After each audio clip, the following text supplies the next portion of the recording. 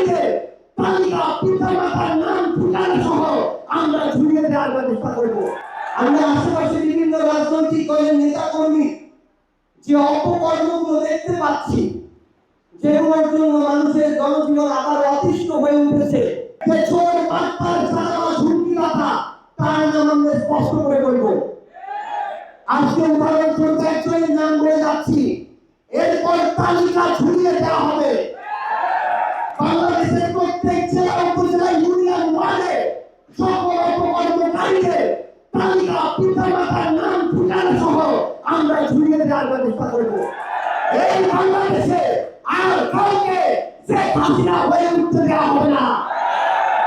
ওই শেখ হাসিনা ঢাকায় বসে কথা বলতো, যারা এখন ঢাকা থেকে শুরু করে জেলা উপজেলা ইউনিয়নে শেখ হাসিনা হয়ে ওঠার চেষ্টা করছে, তাদেরকে আমরা ঐক্যবদ্ধভাবে প্রতিরোধ করব। দ্বিতীয় ঘটনা, আমরা দেখছি এই পঞ্চগড় জেলায় স্কুলগুলো, একটা স্কুলের 6 থেকে 10 পর্যন্ত যারা পড়ে তাদের বয়স 10-11 থেকে শুরু হয়। আমরা দেখছি পঞ্চগড় জেলা ছাত্রদল স্কুলগুলোতে ছাত্রদলের কর্মী দেওয়া শুরু করেছে।